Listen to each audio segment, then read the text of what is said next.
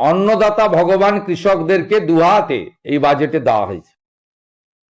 এখন প্রায় 2500 টাকা করে ধানের কুইন্টাল বাড়তি 200 টাকা করে দেওয়ার কথা ঘোষণা করা হয়েছে এবং আমাদের সংকল্পপত্রে যে প্রতিশ্রুতি আছে এই প্রতিশ্রুতি মেনে আমরা 3100 টাকা করব ধাপে ধাপে, কথা আমরা বলেছি। এবছর 200 টাকা করে বাড়তি তারা পাবেন।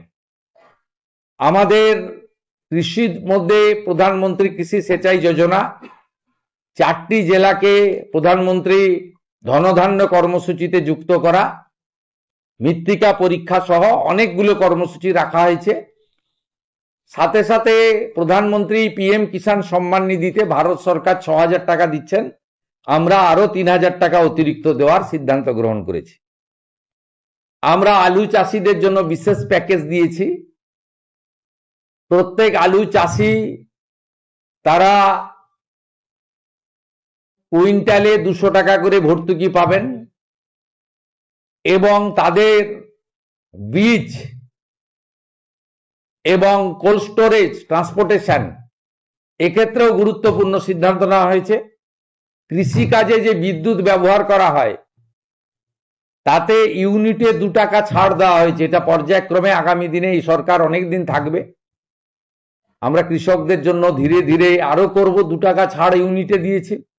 এর জন্য রাজ্য সরকারের এই বছরই 800 কোটি টাকা যাবে, 800 crore ফর কৃষক। ওদের ইউনিটে 2 টাকা করে ছাড় দেওয়া হয়েছে।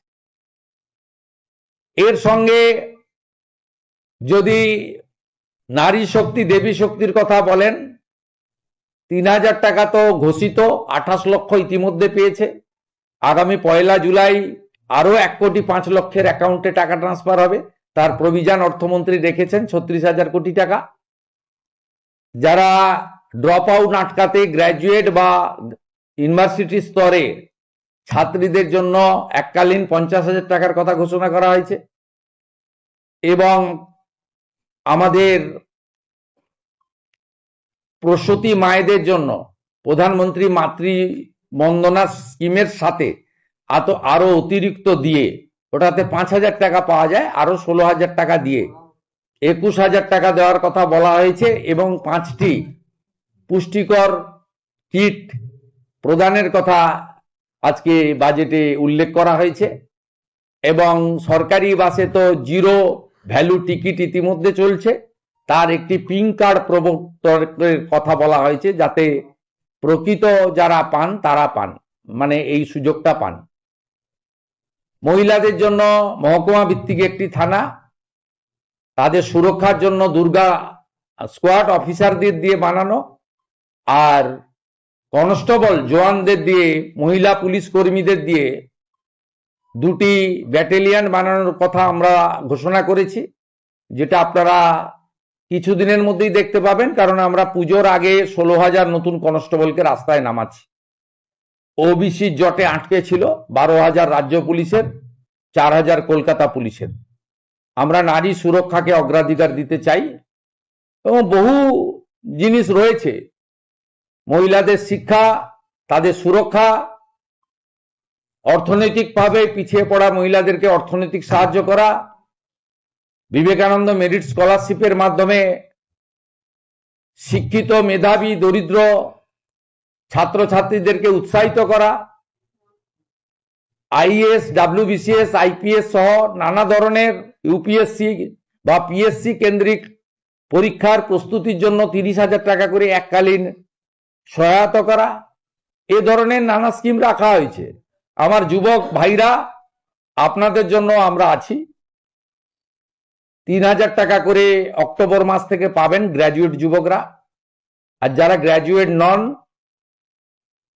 যারা ন্যূনতম শিক্ষা বা একটা শিক্ষা নিয়েছেন তার পূর্ণাঙ্গ গাইডলাইন আমরা বের করব, তারা 2,000 টাকা করে পাবেন। এক্ষেত্রে বাজেট বইতে যেটা আছে সেটা হচ্ছে মাসে যারা 1 লক্ষ টাকার বেশি রোজগার করেন, ইনকাম ট্যাক্স পেই, তারাই এই সুযোগ পাবেন না, এটা বছরে নয়। এটা ক্লিয়ার করতে চাই। অর্থাৎ যাদের পরিবার মাসে 1 লক্ষ টাকা করে রোজগার করেন তারা তো ইনকাম ট্যাক্স ছাড় আছে আপ টু 1 লাখ। 1 লাখের উপরে ইনকাম ট্যাক্স দিতে হয়, আপনারাও আমাদের সঙ্গে একমত হবেন। 1 লক্ষ টাকা যে পরিবারের রোজগার আছে তার নিশ্চয়ই এই ভরসা স্কিম নেওয়ার দরকার হবে না, সেটাই বলা হয়েছে। এটা কিন্তু বাৎসরিক ইনকামের ক্ষেত্রে প্রযোজ্য হচ্ছে না।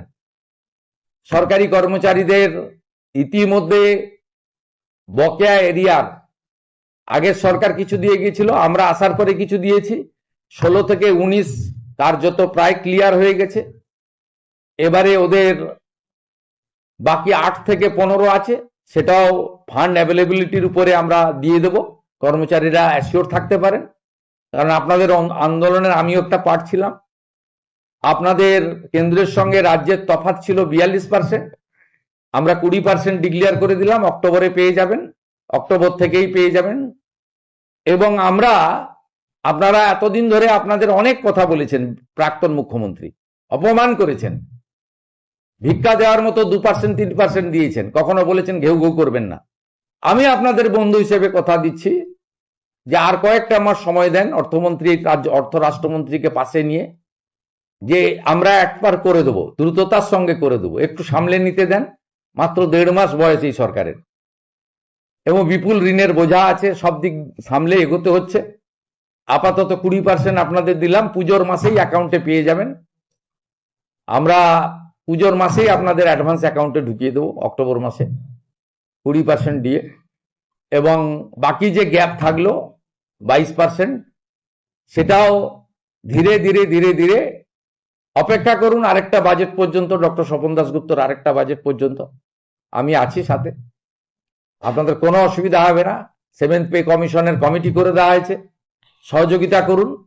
আমি টার্গেট বেঁধে দিয়েছি, ডিসেম্বরের মধ্যে পে কমিশনের রিপোর্ট দিয়ে দিবে, তাহলে জানুয়ারি মাসে আপনাদের কার্যকর করে দেবো আমরা। 7th পে কমিশন কার্যকর হলে আগামী অর্থবর্ষে, অর্থাৎ 28-29 অর্থবর্ষে 8th পে কমিশনেরও কাজ, যা দিল্লিতে কেন্দ্রীয় সরকারের আয়োজন হয়েছে, আমরা সেটাও বিবেচনার সঙ্গে দেখব। আমি কোন কথা ছাড়ি আর কোন কথা বলি, মূল কথাগুলো বলে গেলাম আপনাদের এখানে। এবং আপনারা নিশ্চিন্ত থাকুন, সবাই সহযোগিতা করুন। প্রচুর দুর্নীতি হয়েছে। বিধবা ভাতা পেয়েছে পুরুষ, লক্ষ্মীর ভান্ডার পেয়েছে পুরুষরা, এভাবে সরকারি টাকা দেয়া যায় না। আশা আইসিডিএস এর বোনেরা, আপনারা আশা করি খুশি হয়েছেন, 5,000 টাকা বাড়তি বরাদ্দ পাবেন প্রতি মাসে। আপনারা 4,000 টাকা চাইতে গেছিলেন, প্রাক্তন মুখ্যমন্ত্রীকে লাঠি মেরেছিল। বর্তমান মুখ্যমন্ত্রীকে আপনাদের চাইতে হয়নি, আপনি না চাইতেও পেয়েছেন। আপনারা অনেক কাজ করেন, হেলথ সেক্টরটাকে আপনারাই বাঁচিয়ে রেখেছেন।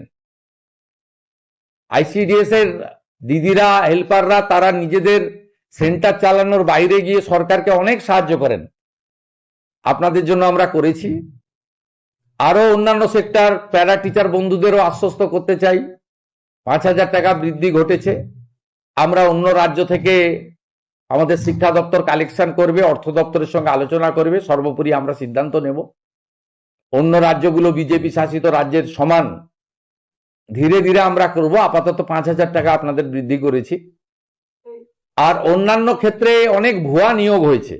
আমরা 2,000 টাকা কেন করেছি, তার কারণ হচ্ছে আমরা সিভিক ভলেন্টিয়ার, ভিলেজ পুলিশ, আমাদের অন্যান্য যেগুলো আছেন কন্ট্রাকচুয়াল, এদের অনেক জল মিশানো, এদের যোগ্যতা নেই, অনেকেরই এডুকেশন সার্টিফিকেট ভুয়া, অনেকেই পার্টির ক্যাডার হিসেবে কাজ করেন, নিজের কাজ করেন না, অনেকেরই শারীরিক দক্ষতা নেই, অনেকের বয়সের সার্টিফিকেট ভুয়া। আপনাদের আপাতত 2,000 টাকা দিয়েছি, কিন্তু একটু ঝাড়াই বাছাই হবে, এটা এখন থেকে মেন্টাল প্রস্তুতি রাখতে পারেন। ছাঁটাই হবে না, কিন্তু ঝাড়াই বাছাই হবে, এটা একটা মাথায় রাখতে পারেন। তারপরে সঠিক লোককে সঠিক দেব। এতদিন এনভিএফ এবং হোমগার্ডরা বঞ্চিত হয়েছে আগের সরকার থেকে, মাত্র 12,000 টাকা করে বেতন দেয় তাদের, আমরা তাদেরকেও 2,000 টাকা করে বৃদ্ধি করেছি। তাদের জন্য আমরা রিটায়ারমেন্টের পরেও পলিসি ভাবছি পরবর্তী সময়। তারা সত্যিকারে খুব অবহেলিত, বঞ্চিত অবস্থায় ছিলেন। উল্লেখযোগ্য কয়েকটি বিষয় রয়েছে যা জনগণের ক্ষেত্রে অত্যন্ত প্রভাব ফেলবে। এই সরকার ঠিক করেছে সব ICDS sector, primary, upper primary এবং হাই স্কুলে একদম পাইলট প্রজেক্টের অন্তর্গত electric connection all, purified drinking water, পরিশ্রুত পানীয় জল অল। প্রাইমারি এবং হাই স্কুলের ক্ষেত্রে বিশেষ করে অগ্রাধিকার রাঢ়বঙ্গের জেলাগুলি পাবেন, পরে উত্তরবঙ্গের হিল এলাকায় যেখানে আবহাওয়া একটু অনুকূল থাকে পরে পরে আমরা যাব। পাখা লাগানো হবে। এখনো সব স্কুলে, সব সেন্টারে খাওয়ারের ইউটেন্সিল প্লেটটা পর্যন্ত ঠিক যায়নি, সেটাও দেখবো আমরা। বলেছি পুরো পাইলট প্রজেক্টে। রান্না এখনো 20-25% স্কুলে গ্যাস ছাড়া হয়, 100% গ্যাসের রাতে রান্না হয়, তার জন্য আমরা প্রজেক্ট নিয়েছি। সমস্ত হাই স্কুল এবং মহিলা কলেজ, কোয়েট কলেজ যেখানে আমাদের বোনেরা কন্যারা পড়াশোনা করেন, sanitary vending machine, napkin machine, sanitary vending machine আমরা স্থাপন করার প্রভিশন আজকে বাজেটে অর্থমন্ত্রী ঘোষণা করেছেন। এটি একটি উল্লেখযোগ্য দিক। মিড ডে মিলের বরাদ্দ 6.5 টাকা ছিল, আমরা আজকে 10 টাকা করে দিয়েছি, একটু ভালো খাবার পাবেন। আরেকটা উল্লেখযোগ্য দিক আপনাদের হয়তো আলোচনায় আসবে না, যেটা পুণ্যের কাজ করেছে অর্থমন্ত্রী আজকে, সেটা হলো 56 টাকায় 3 বেলা খাবার দেওয়া হতো হসপিটালে। আমি পিজিতে ভিজিটে গেছিলাম, পিজির ডাক্তাররাই আমাকে বলছে দুপুরেও কুমড়ো, সন্ধ্যাবেলাও কুমড়ো। আমি জানতে চাইলাম কেন? গর্ব করে বলতেন আগের মুখ্যমন্ত্রী, এটা কি সোনার হসপিটাল? বললো কি করবে ঠিকাদাররা, সাপ্লাইয়াররা? 56 টাকা, 56 টাকা 44 পয়সা মনে হয়। তা এই টাকায় কি হবে? আমি বললাম কত টাকা দিলে হবে? না 104 টাকায় মোটামুটি 3 বেলা হবে। আমি স্বপনদাকে অনুরোধ করলাম যে 104 নয়, 110 করে দিন, একটু রুগীরা ভালো খাওয়ার পাক। আমরা 110 টাকা করে দিয়েছি। হসপিটালে কোনো নেতা, মন্ত্রী, এমএলএ, কোনো শিল্পপতি, কোনো কোটিপতি লোকের, কোনো মিডিয়া চ্যানেলের এডিটর, ডেপুটি এডিটরের বাড়ির লোকেরা যায় না, তারা প্রাইভেটে যায়। অত্যন্ত গরিব মানুষগুলোকে ওইখানে যেতে হয়। আজকে 110 টাকা করে ডায়েট করে দেওয়া হয়েছে। আর কি বলবো, বলে তো শেষ করা যাবে না। 50% মানুষ অর্থনৈতিক পরিসীমার নিচে থাকে, তাদের আপগ্রেড করতে হবে। আদিবাসীদের জন্য আমরা ধরতি আবা, ভাইব্রেন্ট ভিলেজ, আদিবাসী বিশ্ববিদ্যালয়, একলব্য স্কুল, লোধা সবর টোটো সহ প্রাচীন জনজাতিদেরকে তাদের বাড়িতে আমরা সপ্তাহে খাবারের প্যাকেট পৌঁছে দেব। ওটাও যাতে মাঝ রাস্তায় হাফিজ না হয়, বায়োমেট্রিক চালু করছি, তাদের কাছে যাতে পৌঁছায় সেই ছবি, ভিডিও এবং বায়োমেট্রিক আমাদের পাঠাতে হবে। 25 লক্ষ নতুন প্রধানমন্ত্রী আবাসের বাড়ি হবে। জল জীবন মিশনের জল যাবে। কুড়মালি ভাষা সংস্কৃতির জন্য বরাদ্দ হয়েছে অর্থ। রাজবংশী ভাষা তার ঐতিহ্য রক্ষা করার জন্য বরাদ্দ হয়েছে অর্থ। এবং অন্যান্য নেপালি সহ অন্যান্য যে সমস্ত জনপ্রিয় আঞ্চলিক ভাষা রয়েছে তাদের জন্য আমরা আমাদের যে তহবিল তৈরি করা হয়েছে, সাংস্কৃতিক তহবিল, সেখানে আমরা তাদের জন্য সহযোগিতা করব। পাহাড়ও হাসছে, তরাই ডুয়ার্সের কথাও আছে, দীঘা মন্দারমণিকে সাজানোর কথাও আছে, সুন্দরবনকে বাঁচানোর কথাও আছে, পুরুলিয়া সুন্দরবনে 2টো সুপার স্পেশালিটি হসপিটালের কথাও আছে, উত্তরবঙ্গে এইমস, আইআইএম, আইআইটির কথা উল্লেখ করা হয়েছে। বলে আর শেষ করা যাবে না। সময় দিন, সাহায্য করুন, সহযোগিতা করুন। আর সোশ্যাল মিডিয়াতে যত সমালোচনা করবেন তত কাজের গতি বাড়বে। এটুকুই বলে আজকের বাজেটকে মুখ্যমন্ত্রী হিসেবে স্বাগত জানিয়ে মাননীয় অর্থ পূর্ণমন্ত্রী, অর্থ রাষ্ট্রমন্ত্রী সহ প্রধান সচিব সহ অর্থ বিভাগ যেভাবে এই অল্প দিনের মধ্যে একটি ইনক্লুসিভ বাজেট, বহুমুখী উদ্দেশ্যযুক্ত এবং অর্থনীতিকে সুন্দরভাবে গাঢ় করে, অতিরিক্ত ঋণ নেওয়ার কথাও বলা নেই, আবার অতিরিক্ত ডেফিসিটও নেই, সামান্য 1-2 কোটি টাকার ডেফিসিট আছে। একটা সুন্দর বাজেট এখানে প্রতিস্থাপিত করেছে। আমি আশা করব আপনারা সবাই খুশি। বাকি যেটা আমরা করতে পারলাম না তার জন্য 2007-এর ফেব্রুয়ারি মার্চে 2027-28-এর অর্থবর্ষে স্বপনদা যে বাজেট পেশ করবেন, তাতে আমাদের যদি কোনো ফাঁক ফোকর থেকে থাকলো সেটা আমরা মেকআপ করব।